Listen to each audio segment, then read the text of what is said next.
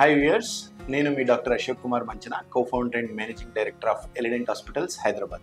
మాకు 4 successful branches ఉన్నాయి: కుకట్పల్లి, కొండాపూర్, మణికొండ మరియు బంజారాహిల్స్.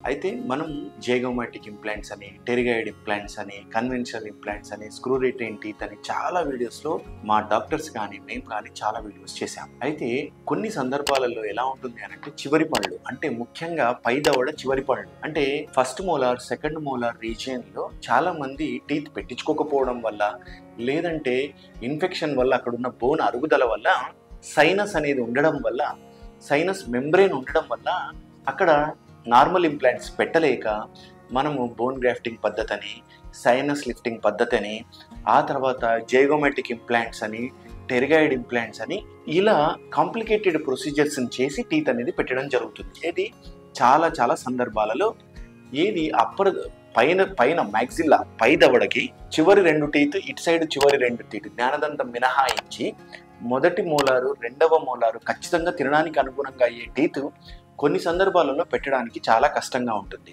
అలాంటప్పుడు మనం ఏం చేసామంటే, జైగోమాటిక్ ఇంప్లాంట్ వేసి స్క్రూ రిటైన్ టీత్ పెట్టాలి, టెరిగాయిడ్ వేసి 2 స్క్రూ రిటైన్ టీత్ పెట్టాలి, జైగోమాటిక్ ఇంప్లాంట్, టెరిగాయిడ్ ఇంప్లాంట్ వేసి స్క్రూ రిటైన్ టీత్ పెట్టాలి అని, పాలటో నేసల్ ఇంప్లాంట్ అని, ఇలాంటి పద్ధతులన్నీ కూడా చేయాల్సి వస్తుంది. ఇవన్నిటికీ డబ్బు ఖర్చుతో కూడుకున్న పని, ఆ తర్వాత ఎక్స్టెన్సివ్ ప్రొసీజర్, ఆ తర్వాత కొంచెం పేషెంట్కి భయం అవుతూ ఉంటుంది. కానీ చాలా సందర్భాలలో 100 మంది పేషెంట్స్కి ఇలాంటి పరిస్థితి వచ్చినప్పుడు కేవలం 20 మందే జైగోమాటిక్ ఇంప్లాంట్ వేయించుకుంటారు, టెరిగాయిడ్ ఇంప్లాంట్ వేయించుకుంటారు, ఆ తర్వాత టీత్ అనేది పెట్టించుకోవడం జరుగుతుంది. కానీ చాలా తక్కువ మందికి పెట్టించుకోరు, అసలు టీతే పెట్టించుకోకుండా భయం అవుతుంది, వెళ్ళిపోతారు.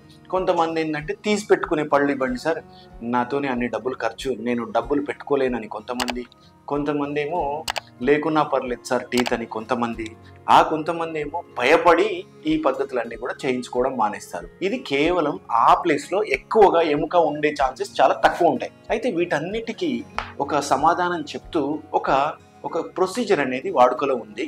దాన్ని పర్సిషనల్ అటాచ్మెంట్ అంటే, ఇటు సైడ్ 2 మోలార్స్ కానీ, ఇటు సైడ్ 2 మోలార్స్ కానీ ఎముక లేనప్పుడు ఇంప్లాంట్స్ లేకుండా మనం టీత్ అనేది ఎలా పెట్టించుకోవాలి అనేది మనం ఈరోజు మాట్లాడుతాం. ఇది ఏంటంటే, ఫర్ ఎగ్జాంపుల్ దీన్ని పర్సిషనల్ అటాచ్మెంట్స్ అని చెప్పేసి అంటాం. ఇప్పుడు ఇక్కడ చూడండి, ఇక్కడ 2 టీత్ అనేవి లేవు. ఇది మొదటి మోలార్ లేదు, రెండో మోలార్ లేదు. ఇక్కడ 2 టీత్ ఉన్నాయి. ఈ 2 టీత్ని నేను గ్రైండ్ చేసి, ఈ 2 టీత్ని గ్రైండ్ చేసి స్కానింగ్ అనేది ల్యాబ్కి పంపించిన. వాళ్ళు ఏం చేశారు అంటే, ఇలాంటి ఒక అటాచ్మెంట్ అంటే ఈ రెండిటికి క్యాప్స్ పెడుతూ ఒక అటాచ్మెంట్ అనేది ఇవ్వడం జరుగుతుంది. ఇక్కడ ఒకటి మేల్ అటాచ్మెంట్ ఉంటుంది, ఆ తర్వాత ఇందులో ఫీమేల్ అటాచ్మెంట్ అనేది ఉంటుంది. దీన్ని ఇలా పెట్టుకోవాలన్నట్టు. సో దీన్ని పర్సిషనల్ అటాచ్మెంట్ అంటే ఇలా తీయాల్సి వస్తుంది, ఇలా పెట్టుకోవాల్సి వస్తుంది. వీటిని సిమెంట్ పద్ధతిలో ఫస్ట్ ఇక్కడ అతికించేస్తాం. ఇలా అతికించిన తర్వాత పేషెంట్ నోట్లో ఇలాగే ఉంటుంది. ఇప్పుడు మనం ఇలా పెట్టుతున్నాం అన్నట్టు. ఈ ఫీమేల్ అటాచ్మెంట్ అనేది వెళ్ళి మేల్ అటాచ్మెంట్కి కూర్చోవడం జరుగుతుంది.